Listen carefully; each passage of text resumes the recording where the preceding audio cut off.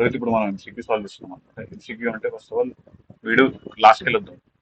First of all ఇక్కడ ఏంటంటే which of the following the rates of the income tax అనేది ఎక్కడ specify చేసింది. Rates of the income tax అనేది specify చేసింది ఎక్కడ అంటే మన ఇన్కమ్ ట్యాక్స్ యాక్ట్ 1961 లో స్పెసిఫై చేసిండు. ఇన్కమ్ ట్యాక్స్ యాక్ట్ 1961 లో స్పెసిఫై చేసిండు first schedule to the finance act లో. అంటే ఇన్కమ్ ట్యాక్స్ యాక్ట్ 1961 లో స్పెసిఫై చేసిండు first schedule to the finance act. First schedule income tax లో first of all income tax act 1961 లో specify చేసిండు first schedule to the finance act లో specify చేసిండు. Income అనేది అగ్రికల్చర్ ఇన్కమ్ అంటే ఏంటి? అగ్రికల్చర్ ఇన్కమ్ అంటే ఓన్లీ ద అంటే లైఫ్ స్టాక్ రాదు, ఫిషరీ రాదు, జ్యూస్ సెంటర్ కూడా రాదు. Only sapling and seeds grown in the nursery ఒకటి వస్తుంది. అక్కడ ఏంటంటే ఎవరెవరు రిలేటివ్ కిందకి వస్తారు హెచ్సిఎఫ్ లో. For the members of relative అంటే ఫస్ట్ ఆఫ్ ఆల్ ఇక్కడ ఆన్సర్ ఉంది. Only the female members. Example ఏంటంటే wife, daughter in law, co persons are not eligible. అంటే దీంట్లో ఎవరెవరు ఫస్ట్ ఆఫ్ ఆల్ గుప్తా అనేటువంటి ఉంది. గుప్తాలో వీనికి వైఫ్ ఉంది, ఈమె ఎన్ ఎలిజిబుల్ అనమాట. ఈమె ఎన్ ఎలిజిబుల్ అయిపోతుంది. ఓకేనా. నెక్స్ట్ సన్ ఉండు, వీడు ఎలిజిబుల్. ఆ తర్వాత daughter in law miss Gupta రాదు. ఓకేనా. అండ్ హిస్ డాటర్ వస్తుంది. వైఫ్ అండ్ డాటర్ ఇన్ లా రాదు. ఈమె first of all miss Gupta వస్తాడు, ప్రీతి వస్తుంది. ఆ తర్వాత బ్రదర్ కూడా వస్తాడు. అయితే మిస్ గుప్తా, గౌతమ్, దీపక్ అండ్ ఇది ఆన్సర్ ఇస్ బి. ఓకేనా. ఇప్పుడు ఏంటంటే first of all agriculture income లో ఏమేమి వస్తాయి. ఇప్పుడు ఏంటంటే సౌత్ 3 ఫార్మ్స్ ల్యాండ్ ఉన్నాయి అనమాట. అయితే ఇక్కడ ఏంటంటే రూరల్ అగ్రికల్చర్ ల్యాండ్ ఉంది కాబట్టి ఓకే. ఏంటి 3 lakhs rating of the farmer for storage food grains అనేది ఎగ్జాంపుల్. ఫుడ్ గ్రెయిన్ అనేది అగ్రికల్చర్ ఇన్కమ్ ఓకే. ఆ తర్వాత 10 lakhs అనేది ఫర్ డైరీ ప్రోడక్ట్ కాబట్టి అగ్రికల్చర్ ఇన్కమ్ కాదు. ఆ తర్వాత ఫర్ రెసిడెన్షియల్ కాబట్టి అగ్రికల్చర్ ఇన్కమ్ రాదు. ఓన్లీ 3 lakhs వస్తుంది. ఓకేనా. Answer is B. Only 3 lakhs. Okay. Agriculture income, food grains agriculture income, dairy products agriculture income కాదు, రెసిడెన్షియల్ అగ్రికల్చర్ ఇన్కమ్ కాదు. అయితే వీడు ఏంటంటే ఇప్పుడు తీసుకో. ఫస్ట్ ఆఫ్ ఆల్ వీడు ఏమంటుందంటే first of all charitable trust ఉంది. చారిటబుల్ ట్రస్ట్ లో వెరీ వెరీ ఇంపార్టెంట్ వచ్చేసి చారిటబుల్ ట్రస్ట్ లో చారిటబుల్ ట్రస్ట్ అనేది టోటల్ 80 lakhs తీసుకుంది. 80 lakhs లో మనము యాక్చువల్లీ 80 lakhs లో నువ్వు టోటల్ డొనేషన్ 80 lakhs లో కార్పొరేట్ డొనేషన్ కూడా ఉంది. ఆ తర్వాత కార్పొరేట్ డొనేషన్ కూడా ఉంది. అంటే టోటల్ 80 lakhs వచ్చింది. టోటల్ డొనేషన్స్ 80 lakhs వచ్చింది. 80 lakhs లో నేను ఏం చేస్తున్నా అంటే 80 lakhs లో 10 lakhs తీసేసి అంటే 10 lakhs తీసేస్తే 70 lakhs వస్తుంది. 70 lakhs వచ్చిందా. అయితే ఈ 70 lakhs లో మళ్ళా ఈ 70 lakhs ఉందా, దాంట్లో బ్యాలెన్స్ 20 lakhs అనేది అనిమస్ డొనేషన్ అనేది టాక్సబుల్ రేట్ ఎంత 30% కదా. అయితే నువ్వు ఏం చేయాలంటే 80 - 70 - 80 - 10 70 - 20 చేసిన అనుకో 50 lakhs వస్తుంది. ఇది 50 lakhs other than the corpus donation and animus donation. Corpus donation అనేది ఇన్కమ్ కిందికి రాదు. ఓకేనా. ఇన్కమ్ కిందికి రాదు. ఎప్పుడైతే సేఫ్ మోడ్ లో ఇన్వెస్ట్ అయిందనుకో అది ఇన్కమ్ కిందికి రాదు. ఎప్పుడైతే కార్పస్ డొనేషన్ అనేది వచ్చింది అనుకో, కంపెనీకి వచ్చింది, వాడు ఇయ్యలేడు. ఫస్ట్ ఆఫ్ ఆల్ నువ్వు చారిటబుల్ ట్రస్ట్ క్వశ్చన్ సాల్వ్ చేసేటప్పుడు వానికి వచ్చిందా ఇచ్చిందా చూసుకోవాలి. అంటే గీవెనా ఫస్ట్ ఆఫ్ ఆల్ ఈ మేడ్ ద డొనేషన్ ఈ రిసీవ్ ద డొనేషన్ చూసుకో.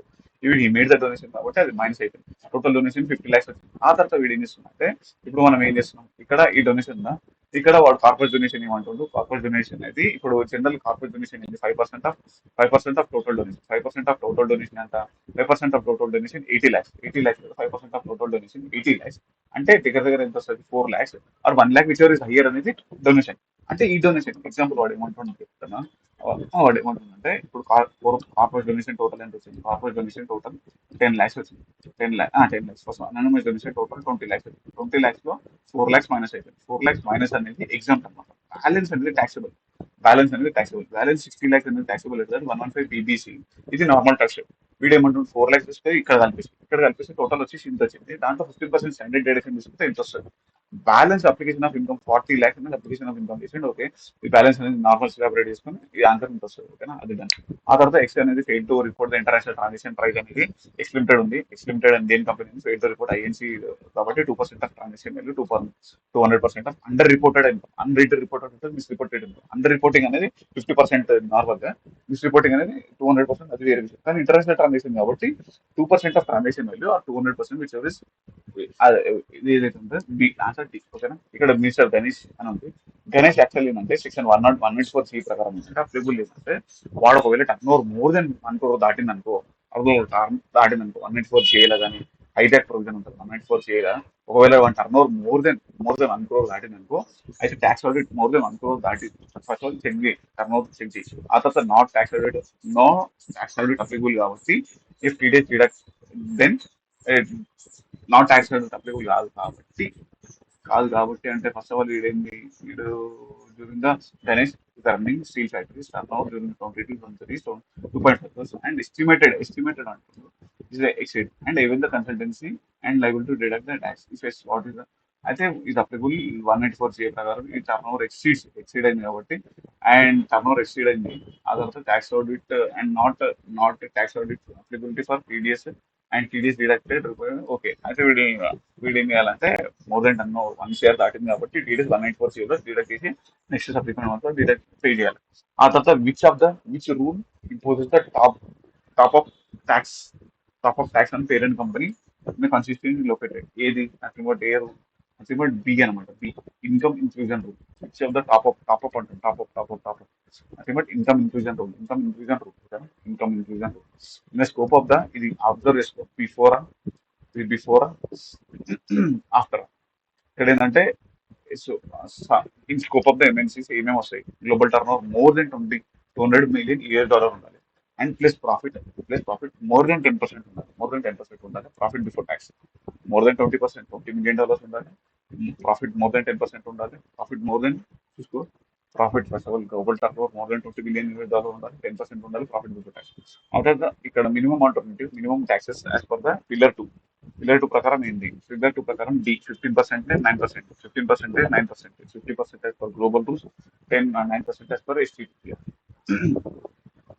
Amount is nothing but the 25% residential property ఇంకోటి ఏంటంటే 2 పిల్లర్స్ ఏమి ఉన్నాయి ఇన్కమ్ ఇంక్లూజన్ రూల్ లా global anti based erosion and treaty based sub to tax two pillars of the global two pillars consist of global anti-base and treaty SCTR global next వాళ్ళు interpreting ఏది use చేస్తారు subjective rule interpret చేస్తారు subjective అంటే budgets ఏమి చేస్తారు subjective rule interpret చేస్తారు okay next what are the forms of the hybrid mismatch participation of the exemption not of the misuse creation of double taxation okay answer D అయితే basis a fundamental basis అంటే second concept అనుకో pillar 5 లో second concept లో 11 12 13 14 answer C basic మల్టీలేటర్ అంటే action plan 15 అంతే ఇంతవరకు అయిపోయింది ఇక నార్మల్గా ఇది ఒకటి తీసుకున్నాం నేషనల్ ఇన్ఫ్రాస్ట్రక్చర్ ఇది ఒకసారి నేషనల్ ఇన్ఫ్రాస్ట్రక్చర్ ఫండ్ ఉంది అయితే నోటిఫైడ్ ఇన్ఫ్రాస్ట్రక్చర్ డెట్ ఫండ్ ఉంది ఎలిజిబుల్ ఫర్ ఎక్స్టెన్షన్ అంటారు 1047 అంటుండ్రు అండ్ పే ఇంట్రెస్ట్ అంటే ఒక ఎన్ఎఫ్డి ఉంది ఒక company incorporate out side pay చేస్తుంది ఇంట్రెస్ట్ వేస్తుంది అండ్ ఫారెన్ కంపెనీ అనేది ఓ ఎక్స్పెండిచర్ అంటే వీళ్ళు పే చేస్తారు ఫారెన్ కంపెనీ రిసీవ్ చేస్తుంది 2000 inter and fund also pays interest to banking అంటే ఫారెన్ కంపెనీకి వేసి ఇండివిజువల్ వేస్తుంది అయితే రెసిడెంట్ ఇండివిజువల్ అయితే ఇప్పుడు ఏం చేయాలి ఇది ఎన్జిఐలు ఉంది అయితే వీళ్ళు ఏం చేయాలంటే ఎవరెవరు డిడక్ట్ చేయాలి టీడీఎస్ అంటే వీళ్ళు పేయర్ కాబట్టి ఎన్జిఐ ఏం చేయాలంటే 5% డిడక్ట్ చేయాలి 194 ఏ ప్రకారం టీడీఎస్ అనేది డిడక్ట్ చేయాలి ఎవరు 30% in case of located in NGI 30% అనేది లొకేట్ చేయాలి 30% అనేది ఎవరు ఫ్రాంక్లిన్ కి 30% ప్రొవైడ్ చేయాలి 30% డిడక్ట్ చేయాలి any interest received by foreign company non resident and foreign company from image అనేది ఎగ్జామ్ట్ ఓకేనా నో డిడక్షన్ అయితే ఇక్కడ ఏంది 10% అనేది ఎవరికి ఫారెన్ కంపెనీ 5.2 అండ్ 30.2% అనేది Franklin answer D which of the following అనేది ఆప్షనల్ ప్రైస్ అనేది all the values in the data set respect the number అది 15% ప్రాఫిట్స్ మెథడ్ లో ఉంటుంది ఓకేనా ఇది ఆల్రెడీ మనకు తెలుసు బోత్ ఏంచి ఇది ఆల్రెడీ రిపీటెడ్ అడ్జస్ట్మెంట్స్ ఇంకోటి ఏంటంటే 30% ఆఫ్ ఎబిటా ఇక్కడ ఏంటంటే 30% ఆఫ్ ఎబిటా అంటే జనరల్ ఫారెన్ కంపెనీ ఉంది పిఈ ఉంది foreign company having the permanent establishment in India అయితే నాన్ రెసిడెంట్ అయితే వాడు ఏం చేశారు 900 ఇన్వెస్ట్ చేశారు డెట్ అయితే what is the amount of debt general గా 10% ఇంటూ 900 వేసినామంటే 90 పే చేశారు కానీ ఎంత అలౌడ్ 150 కదా 150 ఇంటూ 10% 150 ఉంది 150 ఇంటూ 30% చేసినాం అనుకో 45 రూపీస్ జనరల్ గా యాజ్ పర్ ఐన్షూర్ బీ ప్రకారం ఏంటంటే ఇంట్రెస్ట్ ఎక్స్పెన్స్ లైక్ గ్యారంటీ కానీ కమిషన్ కానీ by Indian company permanent establishment foreign company respect of any date issued అయితే బట్ అసిస్టెంట్ డిజర్వ్ ఇంకా మోర్ దెన్ 30% డిజర్వ్ ఓకేనా 40 ఓకే ఇది అయిపోయింది నెక్స్ట్ ఏమన్నా ఇంకోటి మన స్టాక్ పార్ట్ అట్లా ఏమన్నా వస్తే యాజ్ పర్ 195 అడ్వాన్స్ రూలింగ్ అనేది డిటర్మైన్ ఎవరెవరు చేస్తారు అడ్వాన్స్ రూలింగ్ అనేది ఎవరు డిటర్మైన్ చేస్తారంటే నథింగ్ బట్ అడ్వాన్స్ రూలింగ్ అనేది రెసిడెంట్ అవ్వచ్చు నాన్ రెసిడెంట్ అవ్వచ్చు ఎవరైనా వెళ్ళచ్చు నెక్స్ట్ ఏంటంటే ఇంకేమైనా థియరీ క్వశ్చన్స్ ఏమైనా ఒకటి నాన్ మిస్టర్ రణ్వీర్ ఉన్నాడు నాన్ రెసిడెంట్ ఉన్నాడు India interest income 6,25,000 during the bond issued by and Indian company అంటారు స్కీమ్ అయితే Indians notified by the government అంట bond issued in foreign currency any bond అయితే 194 ఏసీ ప్రకారం AC ప్రకారం any interest on bond by Indian company issued in accordance with the scheme of the government ప్రకారం ఇస్తే ఆ taxable rate 10%. 10 plus 4%. 10 plus 4% అంటే answer B 10 plus 4%. 10 plus 4% notified bond. ఇంకోటి ఏంటంటే ఇంకో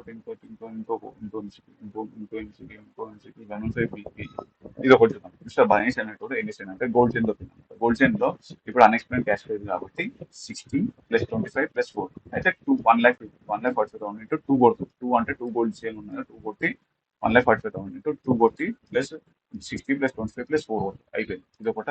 నెక్స్ట్ ఇంకేముంది, ఇంకా పెనాల్టీ అంటే పెనాల్టీ మిస్టర్ దినేష్ అన్నారు. దినేష్ వదిలేసి వస్తా వాళ్ళు ఇంకా ఇంకేముంది ఇంకా మన ఇంకా can assisting officer accept the bank guarantee the leave the professional assistant చేయొచ్చు అండ్ రైటింగ్. అది చేయొచ్చు అంటే ఎస్ ఆన్సర్ చేయొచ్చు. అంటే దానికంటే తక్కువ ఫేర్ మార్కెట్ ఎస్ అంటే యాక్సెప్ట్ చేయొచ్చు. Assisting officer can accept the and wear the CC అనేది ఫర్నిష్ చేస్తే షెడ్యూల్ బ్యాంక్ వెళ్ళి ఫర్నిష్ చేయాలి. నేను amount not less then fair value of the provisional attachment and for the protection of అంటే not less than the fair market value అంటే not less than the fair market value అంటే stamp duty కాదు answer C. Okay, stamp duty కాదు. Okay, ఇంకా ఓకేనా. Which of the following is not available order. విచ్ of the following is not available ఆర్డర్ అంటే DRP order dispute resolution panel answer is C.